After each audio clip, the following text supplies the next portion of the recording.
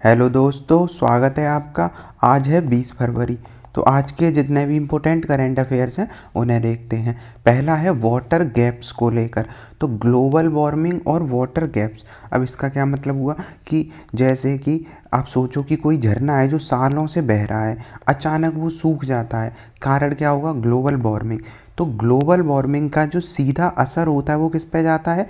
जल संसाधन पे। और इसी के कारण वाटर गैप्स मतलब जल का अंतराल बढ़ रहा है। जल का अंतराल का मतलब क्या हुआ? जो भूस्तर है, जल का क्या है? भूस्तर। और भूस्तर के साथ सतही जल की उपलब्धता में क्या है? कमी आ जाए। तो सतही जल की उपलब्धता असमान हो जाए या फिर भूजल स्तर में असमानता आ जाए, तो इसे ही कहते हैं जल अंतराल, वाटर गैप्स। तो अभी रिपोर्ट आई है ग्लोबल वार्मिंग को लेकर, तो उसमें बताया गया कि वाटर गैप्स बढ़ रही हैं लगातार। क्यों? क्योंकि ग्लोबल वार्मिंग के कारण कहीं पानी की मात्रा कम हो रही है और कहीं मात्रा ज़्यादा हो रही है। तो ये हमने समझा। जैसे कि अगर इसे आसान समझें तो जैसे कुछ कारण हैं जो प्रभावित करेंगे। कौन से कारण हो सकते हैं? जहाँ पे ग्लोबल वार्मिंग के कारण जल स्तर बढ़ और घट रहा हो। तो कैसे होगा वाटर गैप्स का? तो ऐसे समझते हैं। सबसे पहला कारण होगा बर्फ़ पिघलेगी ना, तो बर्फ़ के पिघलने से क्या होगा? ग्लेशियर जब तेज़ी से पिघलेंगे तो पानी का जल स्तर बढ़ेगा। और पानी का अगर जल स्तर बढ़ेगा तो क्या हो जाएंगे? जो जल के स्रोत हैं, जो ग्लेशियर, वो ही ख़त्म हो जाएंगे। तो आगे चल के कैसा एरिया हो जाएगा? पूरा सूखा हो जाएगा। ऐसे ही अत्यधिक सूखा पड़ता है, तो अत्यधिक क्या है? सूखा पड़ रहा है। अत्यधिक बारिश आ रही है तो इसके कारण भी असमानताएं हो रही हैं। ऐसे ही रिचार्ज की क्षमता कम रह गई है। तो रिचार्ज का क्या मतलब हुआ? कि भूजल का जो भूजल है उसका पुनर्भरण। तो भूजल का जो है पुनर्भरण, वो समस्या आती है, इसमें बाधा आ रही है। भूजल का पुनर्भरण में क्या बाधा आती है? जैसे सोचो गर्मी है, अब गर्मी के बढ़ने से क्या होगा? जो जल होगा वो जल्दी किस रूप में बदल जाएगा? बाष्प के रूप में बदल जाएगा ग्लोबल वार्मिंग के कारण।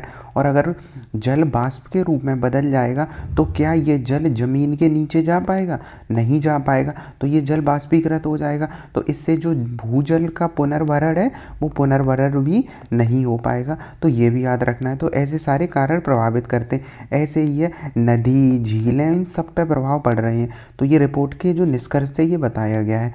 रिपोर्ट के और क्या दिया गया है? बताया गया है कि हर वर्ष सभी महाद्वीपों पे जो जल का अंतराल है वो मौजूद है। मतलब अब इसमें दे दिया 458 बिलियन क्यूबिक मीटर का जल अंतराल मौजूद है। जल अंतराल का क्या मतलब हुआ? इतना जल कम पड़ जाता है हर एक महाद्वीप में। मतलब जितना जल चाहिए उससे कम जल रह रहा है, क्योंकि जल की कमी होती चली आ रही। अब टेम्परेचर हम जानते ही हैं, अभी तो 1.55 के आसपास पहुंच चुका है। तो 1.5 डिग्री सेल्सियस तापमान की वृद्धि की स्थिति में और कठिन ये होता जा रहा है। 3 डिग्री अगर टेम्परेचर की वृद्धि पर संकट और गंभीर हो जाएगा। 3 क्या 2 पे ही गंभीर हो जाएगा। अभी हमारा टारगेट तो 2 से नीचे ही रोकना है। तो ये बढ़ेगा ही साल दर साल। अब कुछ देश जैसे नाइजीरिया है, इधर नाइजीरिया है, तो नाइजीरिया जो ऊपर है, तो नाइजीरिया में वर्षा की मात्रा बढ़ रही है। क्यों बढ़ रही है? क्योंकि इस एरिया में कहीं ऐसा दुनिया में बहुत सारी जगह जब वर्षा कम होती थी वहाँ ज़्यादा हो रही, तो उसके कारण अब यहाँ पे तो जल अंतराल कम हो रहा है नाइजीरिया में। पर बाकी दुनिया के देशों में क्या हो रहा है? जल अंतराल बढ़ रहा है। तो ये हमने देखा। क्योंकि इधर अगर क्या होगा, इस एरिया में अगर जो जलवाष्प होगा वो ज़्यादा बनेगा, तो जलवाष्प कहीं वर्षा करेगा ना, तो इसी अफ्रीका के तट पर वर्षा कर देगा। तो ये सारी चीज़ें देखी। अब भारत की स्थिति देखते हैं। प्री मेन सब में ही काम आता है कि जैसे भारत दुनिया का लगभग 18% जनसंख्या आबादी का रखता है उसके अनुसार, पर जो रिजर्व है हमारे यहाँ किसके? जल संसाधन है, वो केवल 4% है दुनिया का। सोचो 18% जनसंख्या जिस देश के पास हो, उस दुनिया की, उसके पास केवल 4% भूजल मतलब जल संसाधन है। तो हम क्या कह सकते हैं? लगभग 25% पे आंकड़ा है हमारा। तो ऐसे ही समझ सकते 25% के आसपास मतलब लेके चल सकते। तो बहुत कम है हमारे यहाँ जो जल का स्तर है। तो जल संकट हमारे यहाँ आना लाजमी है। 6% अगर जल संकट आता है तो जीडीपी में गिरावट आएगी, क्योंकि जल ही मेन स्रोत होता है इंडस्ट्री का भी, एग्रीकल्चर का भी, और सारे जो एग्रीकल्चर, इंडस्ट्री और उनसे जुड़े जितने भी उद्योग होंगे। तो जीडीपी 6% तक गिर सकती है। तो ये भी संभावना है। अब देखें अगला, जल संकट को बढ़ाने वाले कारक कौन से हैं जो जल संकट को बढ़ाते हैं? जनसंख्या में वृद्धि, भूजल का अत्यधिक दोहन, जैसे हम देखते हैं कि उत्तर भारत में ही जो खेत वगैरह हैं यहाँ पर भूजल का क्या होता है, ट्यूबवेल से दोहन होता है। जो नदी जल है उसका क्या होता है, नदी जल, झील, भूजल, इनका जल प्रदूषण बढ़ रहा है तो पुनर्भरण नहीं हो पाता, वही बात है। जल की खराब प्रबंधन होता है, जैसे जल का रिसाव, बर्बादी ज़्यादा होती है, और जलवायु परिवर्तन तो एक कारण है ये। तो हमने ये देखा सरकार भी प्रयास कर ही रही होगी, तो क्या कर रही है सरकार, राष्ट्रीय जल मिशन याद रखना है, अटल भूजल योजना, प्रधानमंत्री कृषि सिंचाई योजना और जल विज्ञान परियोजना, तो ये मेंस के लिए ना याद रख सकते हैं। अगला है अगला आर्टिकल है कतर को लेकर। तो कतर की अगर लोकेशन देखें तो ये है कौन सा, पूरा अरब का प्रायद्वीप। अब यहाँ पे जो एरिया दिखेगा ये है कतर। तो कतर जो एरिया वो लगा है क्षेत्रफल, मतलब जो सऊदी अरब से टच होती है सीमा, ऊपर की तरफ बहरीन है। तो कतर वाले एरिया की अभी हम बात कर रहे हैं, क्यों बात कर रहे हैं ये समझना है। कतर और भारत के बीच में रणनीतिक साझेदारी हुई है। अब रणनीतिक साझेदारी क्या होती है, तो रणनीतिक साझेदारी ऐसी समझो जो स्ट्रेटेजिक पार्टनरशिप होती है, इसका मतलब होता है लंबे समय तक साथ निभाया जाता है, एक दूसरे देशों को सहयोग किया जाता है। तो भारत अब कतर के साथ रणनीतिक साझेदारी किया गया है, जैसे भारत, इंडिया और अमेरिका के बीच कई सारे रणनीतिक साझेदारी हैं जिनमें कोम कासा आता है, बैका आता है। तो ऐसे पूछे जाते हैं किस किस के बीच में, तो कोम कासा, बैका, ये अमेरिका के साथ हैं जो अभी भी चर्चा में चले थे अभी ट्रंप आने के बाद। तो ऐसे ही इनमें क्या होता है, एक दूसरे का सहयोग दिया जाता है। वैसे ही हम क्या कर रहे हैं, कतर के साथ हम अपनी साझेदारी बढ़ा रहे हैं, तो इस वजह से कतर भी चर्चा में चल रहा था। तो ये अरब का प्रायद्वीप है, और यहाँ पे हमें देखना है ये वाली सिचुएशन जो दिख रही है ये कहाँ है, कतर है, तो ये याद रखना है। तो कतर वाला ये है, ये कौन सा इस जगह है, ये फारस की खाड़ी है, तो ये याद है। अगला देखें, अगर भारत और कतर के बीच में अगर ये समझौते हो रहे हैं तो व्यापार भी तो हो रहा है, तो अगले 5 वर्षों में $14 बिलियन के व्यापार को बढ़ाकर डबल कर देना है। $18 बिलियन का लक्ष्य रखा गया अगले 5 वर्षों में, क्योंकि अब साझेदारी हो गई है। ऐसे ही दोहरे कराधान से बचाव के लिए तो हमने एक बार आर्टिकल देखा था कि एक देश है, भारत है और कतर है। अब कतर और भारत के बीच में अगर कोई इंसान दोनों देशों में रुपए कमाता है तो ऐसा तो है नहीं कि दो दो जगह टैक्स दे, एक ही जगह तो दे। अगर एक देश का व्यक्ति दूसरे जगह कमाए तो दोहरे कराधान से बचाव जैसे भी हस्ताक्षर किए गए हैं। कतर का बिजनेसमैन एसोसिएशन, ये सारी चीज़ें, मतलब कतर के बिजनेसमैन, भारत के बिजनेसमैन, ये सब मिलेंगे। तो ये हमने कतर के बारे में देखा। अब भारत और इनके प्रमुख आयाम क्या है, जैसे 2023-24 में कतर और भारत का जो व्यापार था अभी हमने देखा $14.808 बिलियन रहा है। और कौन घाटे में होगा, तो नॉर्मली है कि भारत ही घाटे में होगा, क्योंकि कतर से हम एनर्जी का इंपोर्ट करते हैं, और अगर हम एनर्जी मंगाएंगे तो भारत घाटे में रहेगा ही, क्योंकि एनर्जी ज़्यादा महंगी होती है, ये सारी चीज़ें। भारत कतर के शीर्ष 3 निर्यातक गंतव्यों में भी है। जो भारत है वो कतर के शीर्ष 3 निर्यातक, मतलब कतर जहाँ 3 जगह सबसे ज़्यादा व्यापार करता है उसमें एक भारत भी आ जाता है, और शीर्ष 3 आयातक स्रोतों में भी है, और भारत से भी कतर काफ़ी चीज़ें आयात करता है। ऊर्जा सहयोग का देखें तो कतर भारत का सबसे बड़ा LNG है, तो LNG वाला आपूर्ति करता है, तो लिक्विड नेचुरल जो गैस होती है। अब यहाँ पे ये समझना है, जो कतर है, कतर भारत का तो सबसे बड़ा LNG आपूर्ति करता है ही है, पर यही कतर दुनिया का सबसे बड़ा, अगर पूछा जाए दुनिया का सबसे बड़े LNG का निर्यातक भी है। जो लिक्विफाइड, इसका क्या मतलब होता है, लिक्विफाइड नेचुरल गैस, तो लिक्विफाइड नेचुरल गैस है, उसका दुनिया में सबसे बड़ा जो निर्यातक है वो कतर ही है, और भारत का सबसे बड़ा आपूर्तिकर्ता भी है, मतलब भारत भी यहीं से मंगाता है जो लिक्विफाइड नेचुरल गैस है। कतर की देखें तो कतर वैसे तो दुनिया के सबसे छोटे देशों में आता है, लेकिन ये दुनिया के सबसे पैसे वाले देशों में माना जाता है। इसकी राजधानी क्या है, दोहा। तो ये सारी चीज़ें याद रखनी है यहाँ पे। तो कतर का कुल LNG आयात का 40% से, मतलब भारत जितना कुल लिक्विड नेचुरल गैस मंगाता है उसका 40% तो हम केवल कतर से ही मंगा देते हैं। तो ये सारी चीज़ें हमने देखी। भारत और कतर रक्षा सहयोग को भी बढ़ावा दिया जा रहा है, ये सारी चीज़। तो हमें एक तो कतर की लोकेशन याद रखनी, और जो सबसे ज़रूरी पॉइंट रहेगा वो है LNG के बारे में, क्योंकि कतर दुनिया का सबसे बड़ा LNG आपूर्ति करता है, भारत अपने 40% मंगाता है। तो एक तो क्वेश्चन ये रहेगा, किसके साथ भारत ने रणनीतिक साझेदारी की है, तो इनके साथ। अब 2012 से ही भारत कतर के भी सांस्कृतिक वगैरह होते रहे हैं समारोह। कतर में कितने भारतीय हैं, तो कतर में 8.3 लाख, लगभग कह सकते 1 मिलियन के आसपास भारतीय कतर में रह रहे हैं, जो कि सबसे मज़ेदार बात है कि जो वहाँ की जनसंख्या का 25% है। मतलब कतर के 1/4 लोग तो कतर में जो रहने वाले हैं वो केवल भारतीय हैं, सोचो।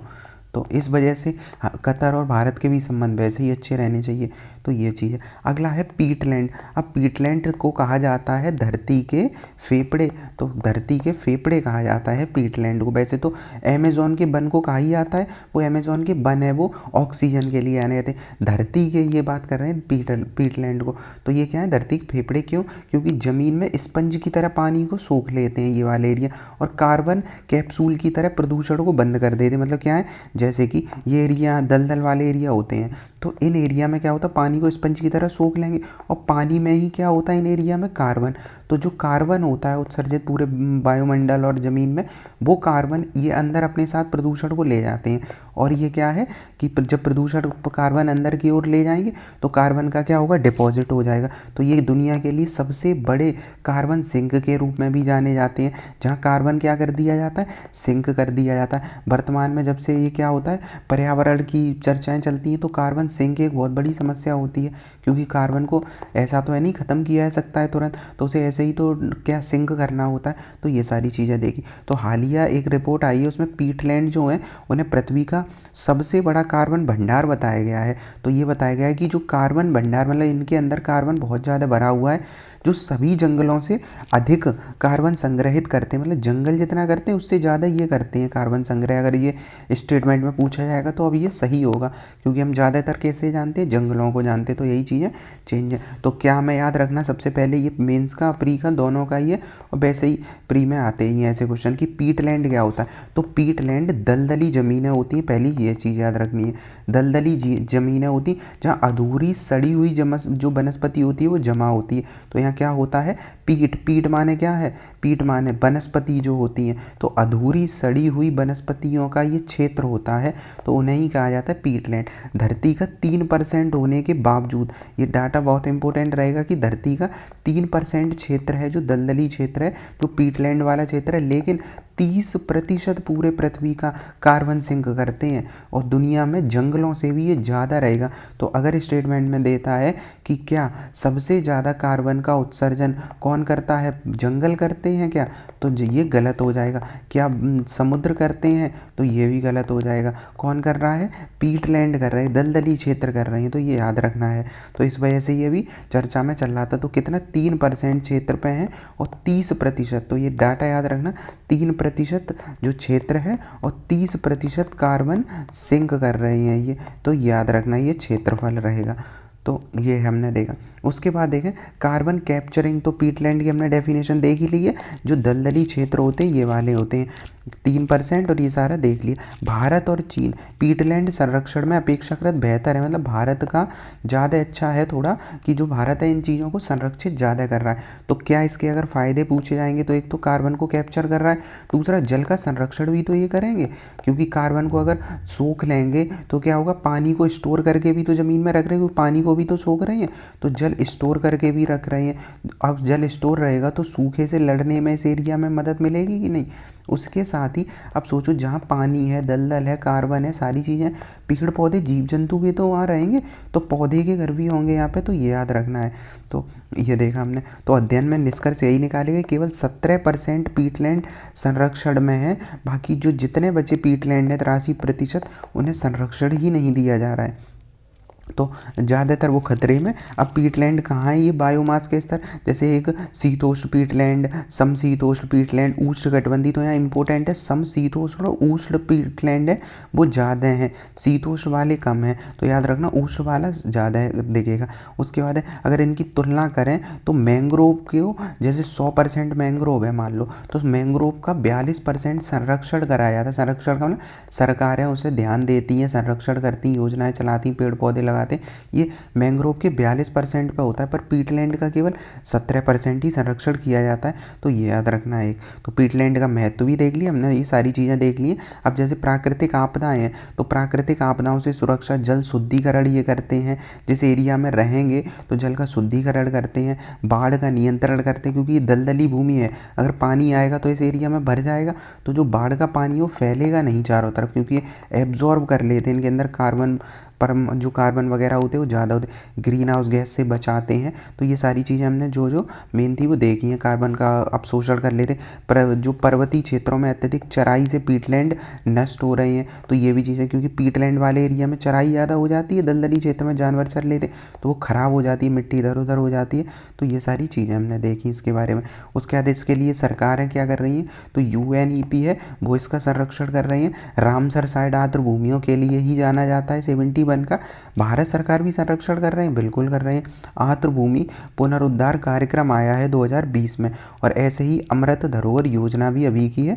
तो ये हमें याद रखना है कि अमृत धरोहर योजना, इसमें पीटलैंड के महत्व देख लिए, कार्बन उत्सर्जन का देख लिया हमने इसके बारे में। अगला है मृदा स्वास्थ्य कार्ड।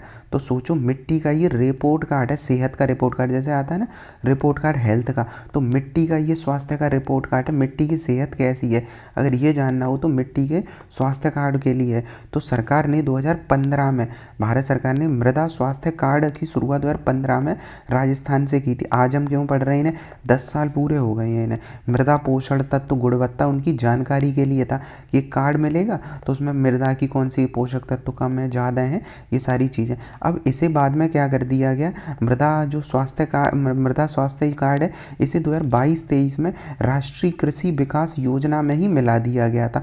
तो मृदा स्वास्थ्य कार्ड योजना है वो राष्ट्रीय कृषि विकास योजना में मिला दी गई है, ये चीज़ें याद रखनी है। मृदा स्वास्थ्य कार्ड के मुख्य बिंदु क्या है, कार्यान्वयन कौन करेगा, कृषि मंत्रालय ही करेगा। उद्देश्य क्या होंगे, सभी किसानों को प्रत्येक 2 वर्ष में एक मृदा स्वास्थ्य कार्ड जारी करना, मृदा परीक्षण करना, उर्वरकों का संतुलित उपयोग। मृदा का परीक्षण हो जाएगा तो हमें पता रहेगा कौन सा पोषण कम है और कौन सा पोषण ज़्यादा है। तो उर्वरक ऐसा ही थोड़ी ना NPK सीधा डाल दिया जितना मन किया, नहीं, तो कम ज़्यादा कर सकते। अब जो मृदा स्वास्थ्य के फायदे क्या होंगे, तो 12 मापदंडों पर पोषक तत्वों की जानकारी ली जाती है। तो ये चीज़ें याद रखनी है। तो मिट्टी में जो पोषक तत्व होते हैं वो कौन से डाले जाते हैं, NPK। तो ऐसे ही 12 मानक होते हैं जिनके आधार पर ये जांच की जाती है। तो इन्हें अब यहाँ पे बिना टेस्ट हम जो खाद वगैरह डाल देते हैं उन्हें रोकना, और ये सारी चीज़ें। अब यहाँ पे कुछ पोषक तत्व दिए गए हैं जो मुख्य पोषक तत्व होते हैं। तो सोचो खाद में, खेती में सबसे ज़्यादा क्या डलता है, तो N डलता है, P डलता है, K डलता है, मतलब नाइट्रोजन, फॉस्फोरस और पोटास। तो ये मुख्य ही जब खाद में डलते हैं, तो अगर पूछा जाए, ऐसे क्वेश्चन आएगा कि मुख्य पोषक तत्व बताओ और सूक्ष्म या गौड़ पोषक तत्व बताओ, तो माइक्रो मैक्रो न्यूट्रिएंट्स बताओ। तो मुख्य पोषक तत्व में नाइट्रोजन, फॉस्फोरस और पोटास आएगा, और सल्फर आ जाएगा। सल्फर भी मेन है क्योंकि सल्फर भी काफ़ी मात्रा में डलता है। उसका सूक्ष्म पोषक तत्व जो मिट्टी में चाहिए, जो जांचे जाएंगे कार्ड में, वो जिंक, आयरन, कॉपर, मैग्नीज और बोरॉन होगा। तो ये पोषक तत्व हम देखते हैं, कोई ऐसा इनमें बोरी में नहीं डालते हैं, खाद में सीधा नहीं डालते कि जिंक, आयरन, कॉपर है, मतलब नाइट्रोजन, फॉस्फोरस, पोटास, सल्फर ज़्यादा डाले जाते हैं। तो ये सब जांच हो जाती है पोषक तत्वों की। साथ साथ अम्लीयता की, विद्युत चालकता की, ऑर्गेनिक कार्बन की, ये सारी जांचें इसमें की जाती हैं कार्ड में। तो ये देखें। अब इनका थोड़ा और अगर हम देखें तो ये क्या क्या करते हैं, जैसे नाइट्रोजन है, नाइट्रोजन पत्तियों की ग्रोथ के लिए जाना जाता है। तो पूछा जाए नाइट्रोजन क्या करेगा, पत्तियों की ग्रोथ करेगा और हरियाली को बढ़ावा देगा। साथ ही साथ पीले पड़ने वाले पत्ते होते हैं, अगर कमी हो जाएंगे तो पीले पत्ते पड़ जाएंगे नाइट्रोजन से। उसके बाद एक शब्द में देखा फॉस्फोरस। फॉस्फोरस क्या करता है, जड़ें मजबूत कर देता है, जड़ें मजबूत और फूल और बीजों का विकास होगा। तो मेन याद रखना विकास में ये देगा, मतलब पौधे कमज़ोर हो जाएंगे, फॉस्फोरस कम हो जाएगा तो पौधे कैसे हो जाएंगे, कमज़ोर हो जाएंगे। उसके बाद तीसरा देखा मैं पोटेशियम। पोटेशियम है इम्यून सिस्टम, रोग से बचाता है। कौन सा, पोटेशियम। तो नाइट्रोजन क्या करेगा, नाइट्रोजन पत्तियों की ग्रोथ को बढ़ावा देता है, ग्रोथ वगैरह। फॉस्फोरस जो होता है वो क्या करेगा, जड़ों को मजबूत करता है। फॉस्फोरस पौधे है उसकी जड़ों को। जो पोटेशियम है, ये पोटेशियम इम्यून सिस्टम बढ़ाता है। जैसे अपने यहाँ होता है, अपने शरीर में होता है एंटीबॉडी वगैरह, वैसे ही पौधों के लिए इम्यून सिस्टम जो काम करता है वो पोटेशियम करता है। फिर बचा सल्फ़र। सल्फ़र क्या करेगा, खुशबू और स्वाद का जादूगर इसे कहा जाता है। तो तेल वाली फसलों के लिए स्पेशली ज़रूरी होता है, क्योंकि सल्फ़र से ही तो ऐसे हम कहते हैं कि प्याज में महक आती, लहसुन में महक, वो सब सल्फ़र के कारण ही तो है। तो सल्फ़र खुशबू और स्वाद के लिए जाना जाता है, तेल वाले में स्पेशली होता है। तो ऐसी चीज़ें होती। ऐसे ही कैल्शियम होता है, कैल्शियम की कमी से भी कोशिकाएं होती पौधों की, वो तना कमज़ोर हो जाती है, जैसे मानव में हड्डी कमज़ोर हो जाती है। तो यही सारी चीज़ों की जांच की जाती है। तो मृदा स्वास्थ्य की प्रमुख जो योजनाएं हैं, मतलब इनमें अभी 24 करोड़ के आसपास मृदा स्वास्थ्य कार्ड जारी की गई हैं। उसके बाद है 1987 में 21 राज्य और इनमें मानचित्र तैयार किए गए हैं गाँव में। तो 1987 गाँव में मानचित्र वगैरह बनाए गए हैं। तो ये है। उसके बाद मृदा स्वास्थ्य कार्ड योजना का महत्व क्या है, किसान केंद्रित है, किसानों की गुणवत्ता बढ़ेगी, कार्बन उत्सर्जन में कमी आएगी, कमी लाने के लिए जलवायु परिवर्तन में लड़ने में सहायता होगी। मतलब कार्बन उत्सर्जन नहीं होगा, मिट्टी से कार्बन डाइऑक्साइड, कार्बन नहीं निकलेगा। क्यों, हम अगर लिमिट में हर चीज़ यूज़ करेंगे तो ज़्यादा कार्बन उत्सर्जित होगा नहीं, जो लास्ट में ग्रीन हाउस गैस ही करेगा। जैविक कृषि को बढ़ावा दे सकते हैं, मतलब ऐसी कृषि जहाँ पे खाद वगैरह का कम यूज़ किया जाए या ना कहीं बराबर यूज़ किया जाए। अगला आया है शब्द एक रेमिशन। तो रेमिशन सुप्रीम कोर्ट ने कहा है भाई, रेमिशन के लिए दिशा निर्देश जल्दी से जल्दी जारी करो। तो क्या है यह निर्देश, re policy strategy for grant of bail के जो बेल होती है उसके बाद ये दिया गया है। तो ये याद रखना है। तो मुख्य दिशा निर्देश क्या दिए गए हैं इसमें, तो ये याद रखने हैं। जैसे कि रेमिशन में ये दिया है, स्वतः विचार की बाध्यता आ गई है। पहले रेमिशन शब्द अगर हम थोड़ा सा समझें तो रेमिशन होता क्या है, अगर ये शब्द आ जाए रेमिशन, तो हमने कभी हमेशा सुना होता है रेमिशन कौन से आर्टिकल में होता है, आर्टिकल 32 के तहत होता है आर्टिकल। इसमें क्या होता है, सजा में रियायत की बात करते हैं। आर्टिकल 32 नहीं, ये तो वो तो होता है प्रत्यक्षीकरण वगैरह। आर्टिकल 72 और 161 होता है, ये होता है रेमिशन के बारे में। तो रेमिशन में कौन सा, 72 राष्ट्रपति के तहत, 161 राज्यपाल के तहत, तो ये रेमिशन होता है। तो रेमिशन का मतलब होता है दोषी की सजा को घटा दिया जाए। तो हम देखते हैं ना, राष्ट्रपति राज्यपाल को ये पावर होती है कि उसकी सजा को पूरी तरह माफ़ कर दिया जाए, मतलब घटा दिया जाए, लेकिन बिना पूरी तरह माफ़ किए। तो पूरी तरह नहीं, जैसे 5 साल की सजा है 4 की कर दी, तो ये सारी चीज़ें आ जाती हैं किसमें, रेमिशन वाले में। तो रेमिशन क्या है, सजा की में रियायत दे दी जाती है। तो सुप्रीम कोर्ट ने कहा है भाई कि इन चीज़ों को देखो, क्योंकि ज़्यादा रियायत थोड़ी दिया करो, ये सारी चीज़ें। तो सुप्रीम कोर्ट इस मामले में आया है। अभी क्या होता है, राज्य सरकार या राष्ट्रपति द्वारा ये सारी चीज़ें दी जाती है, लेकिन क्या इनकी सुप्रीम कोर्ट समीक्षा कर सकता है, पूछा जाए जो ये रेमिशन दी जाती है, बिल्कुल समीक्षा कर सकता है। और अभी सुप्रीम कोर्ट ने करी भी है, तो इसी वजह से ये चर्चा में चल रहा है। तो सुप्रीम कोर्ट ने निर्देश दिए, देखो जिन राज्यों में रेमिशन दिया जा रहा है ना, उन राज्यों में उन दोषियों को भी दिया जाए जहां आवेदन नहीं कर पाए। मतलब कहने का कहा क्या है, अभी देखा गया था गुजरात में कुछ लोगों को छोड़ दिया गया था। सुप्रीम कोर्ट ने कहा भाई ठीक है, उनने रेमिशन के लिए रिट डाली, आपने छोड़ दिया, पर जो लोग गरीब हैं जिन्होंने रिट नहीं डाल पाई, मतलब रिट का मतलब आवेदन नहीं कर पाया, उनके पे भी स्वतः ही विचार करना पड़ेगा राज्य को, अगर वो और को छोड़ रहा है। तो इस स्वतः विचार की बाध्यता अगर दी है। अभी क्या था, सरकार अपनी इच्छा से जो राजनीतिक सही चीज़ लगती थी उस हिसाब से कर देते। तो ये उसके बाद है परिहार नीति का अनिवार्य कर दिया सुप्रीम कोर्ट ने। जिन राज्यों ने अब तक अगर ऐसी नीति नहीं बनाई है वो भी बनाए, क्योंकि भारत की जेलें ऐसे ही भरी हुई हैं। तो इस वजह से जो लोग दोषी कम हैं या ऐसी चीज़ें, उन्हें थोड़ा छूट दी जाए, कम किया जाए। और परिहार की शर्तें, दिशा निर्देश, और उसके बाद है पुनरीक्षण की आवश्यकता बताई गई है। तो ये सारी चीज़ें, मतलब दोषी को अपने पक्ष रखने का अवसर दिया जाना चाहिए। तो अच्छी चीज़ें की हैं सुप्रीम कोर्ट ने। क्या क्या दिशा निर्देश याद रखने हैं हमें, स्वतः बाध्यता कर दी गई है, खुद से ही राज्य करेंगे। अनिवार्य कर दिया गया है कि जब किसी राज्य में, मतलब अगर किसी राज्य में अभी नीति नहीं है ऐसी, तो नीति बनाएगा। तो रेमिशन हमने देख लिया है। आर्टिकल 72 के तहत राष्ट्रपति क्षमा, स्थगन, रेस्पाइट, मतलब विराम और रेमिशन और लघुकरण की शक्ति देता है। ऐसे ही सेम शक्ति राष्ट्रपति के पास होती हैं। तो ये देखा। अगला है ओपेक को बारे में। तो पेट्रोलियम निर्यातक देश, अगर पूछा जाए कि ये ओपेक क्या होता है, तो ओपेक का मतलब होता है वे देश, जो देश पेट्रोलियम के निर्यातक हैं।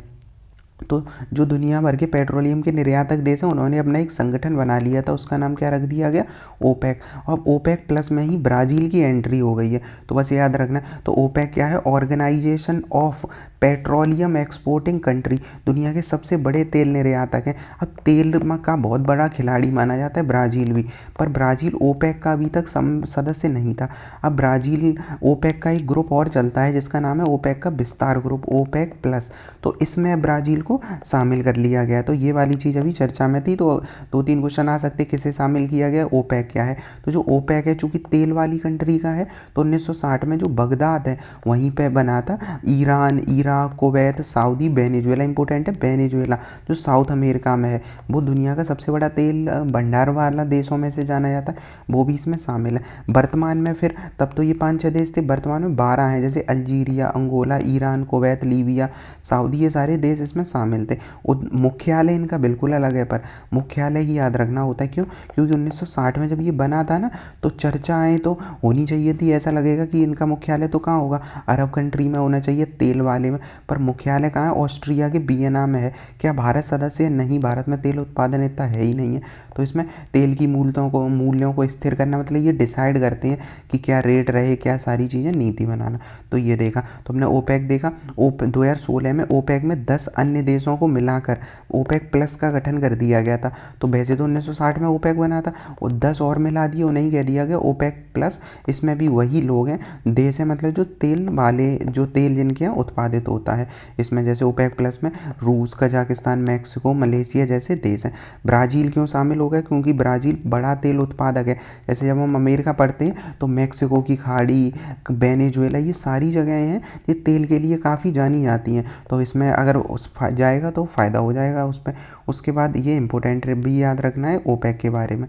तो ओपेक जब बना था सिर्फ 13, मतलब ओपेक में 13 ही देश हैं। तो ये देखा। अगला जो आर्टिकल है वो सोलर कोरोनल होल्स को लेकर है, सूर्य के रहस्यमयी अंधेरे क्षेत्र। तो इनका क्या मतलब हुआ है, छोटी सी ये खबर है। सोलर कोरोनल होल्स अगर पूछ ले तो क्या होता है, तो सूर्य है, सूर्य की सतह पर कई सारे छेद हो सकते हैं क्या? हाँ, बिल्कुल हो सकते हैं। तो इन्हें ही कहा जाता है कोरोनल। कोरोना होती है ना सूर्य के चारों ओर, ये कोरोना सा है, तो यही ऐसे मान लो कोरोना है, इसी में छेद हो गई तो कोरोनल, उसे ही होल्स कहेंगे। यहाँ पे घनत्व कैसा होगा, यहाँ घनत्व कैसा हो जाएगा, कम हो जाएगा। तो घनत्व कम होगा, और यहाँ पे सौर हवाएं तेजी से चल रही होंगी। तो अत्यधिक गति से सौर हवाएं, मतलब अंतरिक्ष में निकलती हैं, ऐसे जो किनारे पर निकल रहा है, तो यही चीज़ है। तो यहाँ पे चुंबकीय क्षेत्र में चेंज होता रहता है। तो मैग्नेटिक जो फील्ड होता है, तो मैग्नेटिक जो फील्ड में बदलाव के कारण ये क्षेत्र ऐसे बनते हैं। तो क्यों बनते हैं? मैग्नेटिक क्षेत्र में बदलाव के कारण। यहाँ सौर हवाएं 500 से 800 किलोमीटर पर आवर की चलती हैं। तो ये सारी चीज़ें हैं। तो जो अगर पूछे सोलर कोरोनल होल्स क्या है, तो सूर्य की जो ज़मीन है वहाँ पे क्या होते हैं, होल्स से हो जाते हैं। क्यों है ये सारी चीज़ें? मैग्नेटिक फील्ड जनरेट होता है। तो ये है यहाँ पे, तो ये देखना है उसके बारे में। अगला है रसिया ने बहुत बड़ी एक उपलब्धि हासिल की है, कैंसर की वैक्सीन बना दी। अब सोचो, कैंसर इस समय दुनिया में सबसे ज़्यादा घातक बीमारी है, कैंसर की ही वैक्सीन बना दी, तो बहुत बड़ी खबर हो जाएगी अब। तो रूस ने mRNA के आधार पर ये बनाई है। तो अब देखते हैं mRNA क्या होता है। तो M माने होता है मैसेंजर, और RNA तो होता ही है, एक होता है DNA। DNA का ही कॉपी पेस्ट का काम करता है RNA, मतलब RNA ही वो प्रोटीन को बनाता है जो हमारे शरीर में काम करते हैं। तो ये सारी चीज़ें। तो एम का मतलब मैसेंजर और आरएनए। तो वैक्सीन बनाने की तुलना में ये और वैक्सीनों से अलग होती है mRNA। नॉर्मली हम वैक्सीन में क्या करते हैं कि हम जब शरीर में किसी के वैक्सीन लगाते हैं तो 2 तरीके का होता है। या तो जैसे मान लो कोरोना की वैक्सीन बनाई, तो हम 2 तरीके से यूज़ करेंगे। या तो कोरोना को मार के शरीर में डाल देंगे। क्यों शरीर में मार के डाल देंगे? क्योंकि हो सकता है, मतलब निष्क्रिय करके, मारने का मतलब निष्क्रिय कर देंगे। क्योंकि जैसे ही हमारी एंटीबॉडी को पता चलेगा कोई विदेशी आया है शरीर के अंदर, तो उन पे अटैक करेंगे, और अटैक करेंगे तो हमारे शरीर में एंटीबॉडी बन जाएगी। फिर जब असली वाला कोरोना आएगा तो लड़ लेंगे। ऐसा होता है ये वाला। दूसरा होता है कमज़ोर करके डाल दिया जाता है। ऐसे समझो उसकी 2-4 हाथ पैर तोड़ दिए गए, उसका कमज़ोर करके डाल दिया गया है। कमज़ोर का मतलब उसकी शक्ति होती कम कर दी जाती, उसके बाद भी शरीर को क्या खेलने के लिए टाइम मिल जाएगा, एंटीबॉडी बना लेते। तो जब असली होगा तो वो बन जाएगा। पर जो आरएनए होता है वो बिल्कुल इसका अलग होता है, mRNA वाला। ये क्या करता है, ये जेनेटिक कोड के हिस्से शरीर में भेजता है। जो mRNA है जेनेटिक कोड, तो mRNA का इंजेक्शन होगा, ये mRNA शरीर की कोशिकाओं में प्रवेश करेगा और स्पाइक प्रोटीन बनाता है। कौन सा? स्पाइक प्रोटीन बनाता है। स्पाइक प्रोटीन में क्या होता है, शरीर की कोशिकाओं को वायरस प्रोटीन के बनाने का पहले ही निर्देश दे देंगे कि भाई ऐसा ऐसा वायरस आ सकता है, ऐसे ऐसे प्रोटीन बना लो। तो ये स्पाइक प्रोटीन होते हैं। तो स्पाइक का मतलब कोरोना के मतलब वायरस के ऊपर ऐसे निकले होते हैं स्पाइक से, तो स्पाइक प्रोटीन बनाते हैं ये, तो निर्देश देता है इनके लिए। तो ये याद रखना है mRNA। तो तेज़ी से विकास हो ही रही है mRNA की वैक्सीन। जैसे फाइज़र हमने सबने पढ़ा था, कोरोना के दौरान फाइज़र एक वैक्सीन बनी थी, वो भी mRNA तकनीक पर ही आधारित होती है।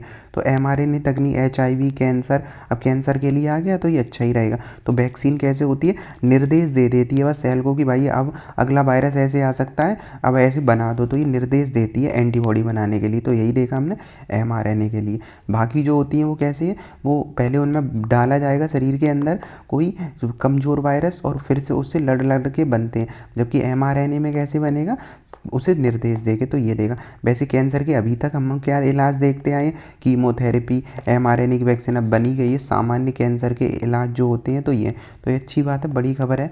तो ये देखा हमने। तो mRNA वैक्सीन का महत्व तो काफ़ी है ये, क्योंकि दुनिया में मरने वाले लोग काफ़ी रहते हैं हमारे मतलब इससे कैंसर से। अगला है कावेरी का एक पोर्टल है, कावेरी नदी के एक साइड चलती है, ऐसे साइड होती है डायरेक्ट। तो कावेरी के पोर्टल पे क्या हुआ, आउटरेज हो गया था, मतलब साइड ही नहीं खुल रही थी। तो शुरुआत में सोचा कि साइड में कुछ तकनीकी खराबी होगी पोर्टल में, बाद में पता चला नहीं, ये तो DDoS था। DDoS मतलब distributed denial of service cyber हमला था। तो ये क्या होता है, तो इसे समझते हैं।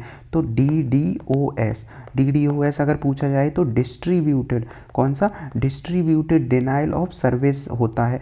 ये अटैक साइबर हमला होता है। तो इसमें होता क्या है, हैकर्स क्या करते हैं, हैकर्स किसी वेबसाइट या सर्वर पर भारी मात्रा में नकली ट्रैफिक भेज देते हैं। नकली ट्रैफिक कैसे, वो बोट टाइप का बना देंगे, मतलब एक साइट पर मान लो 100 एक मिनट में लोग जा रहे हैं साइट पर विजिट करने, ये क्या करेंगे, ये नकली रूप से हज़ार लाखों की संख्या में एकदम से अटैक करवा देंगे। अब साइट कैसी हो जाएगी, क्रैश हो जाएगी। ये होता है DDoS। तो denial distributed denial of service. तो असली जो यूज़र जिन्हें पहुंचना है वहाँ तक, वो नहीं पहुंच पाएंगे उस पे। तो यही होता है DDoS। तो यही चीज़ की गई है अभी किस पे, कावेरी वाली साइड पे, जो कावेरी की जो साइड है, ये कावेरी 2.0, इसके बारे में ये आया है।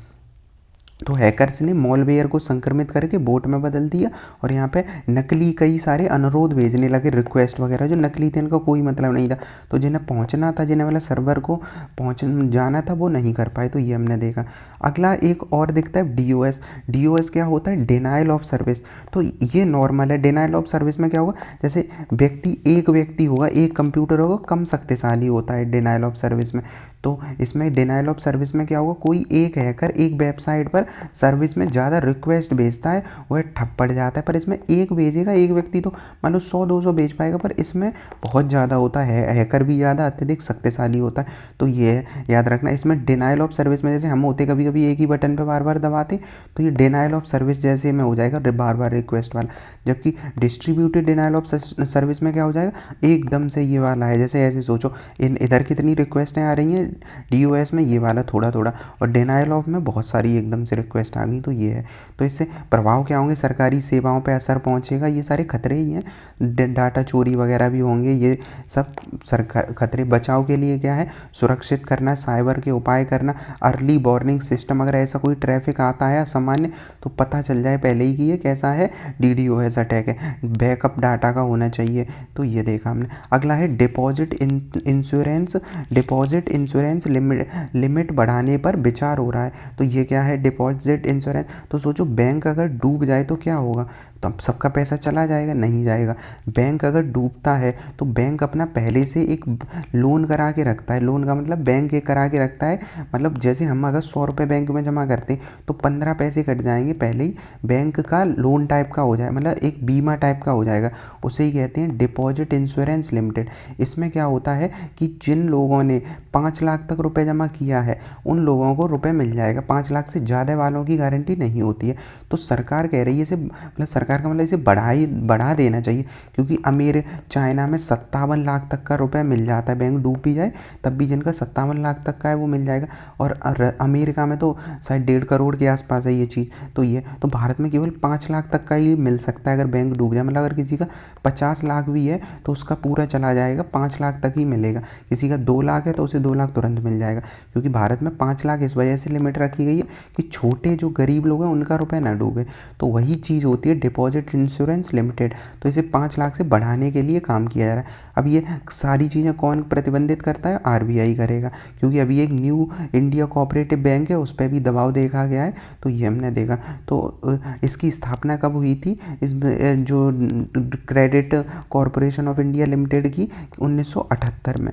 तो डिपॉजिट इंश्योरेंस कॉरपोरेशन की इसकी स्थापना हुई थी, और इसका जो कानून है 61 के अनुसार इसका कानूनी आधार दिया गया था।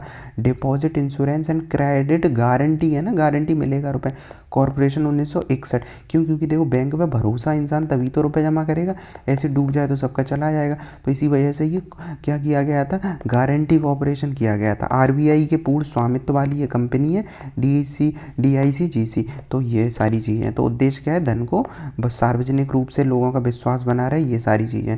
तो प्रतिबंधित कौन कौन से फंड हैं?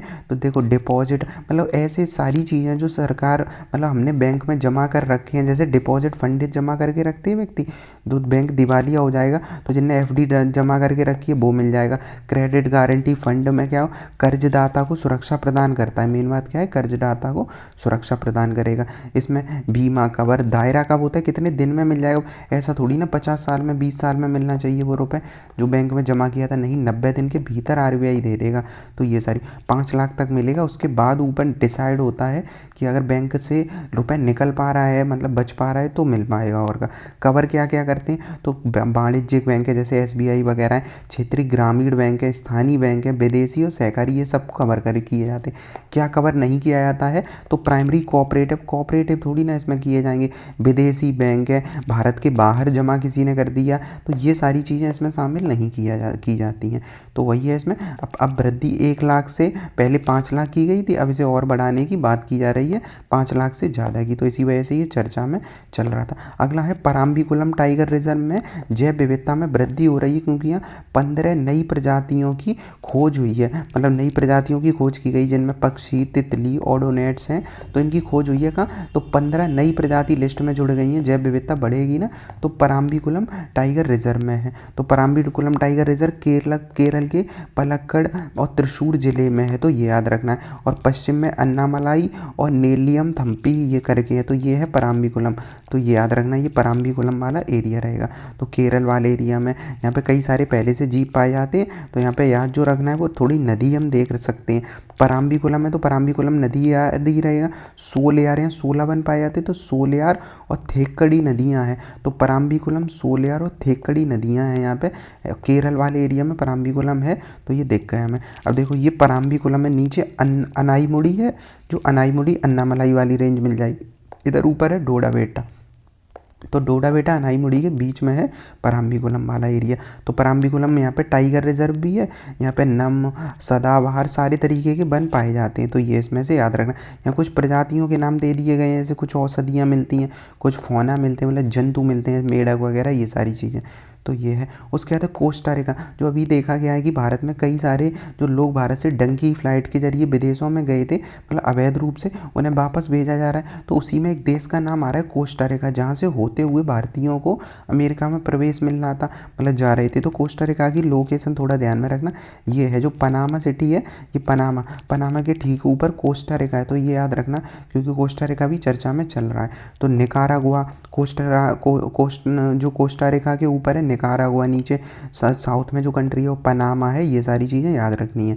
तो यहाँ पे उच्चतम बिंदु है माउंट चिरीपी है, वो कोस्टा रिका का जो उच्चतम बिंदु है माउंट चिरीपी है। तो ये लोकेशन थोड़ा है। तो कोस्टा रिका की जलवायु वगैरह तुम देख ही सकते हैं, क्योंकि 0 डिग्री कर्क रेखा के आसपास है, कर्क के आसपास, तो उष्णकटिबंधीय यहाँ जलवायु पाई जाएगी। उसके बाद है अगला बैक्टीरियल सेलुलोज। अब सेलुलोज तो जानते ही, हर एक पौधा सब में क्या होता है? सेलुलोज है। तो पौधे के बैंडेड होते हैं ना, वो ही होते हैं।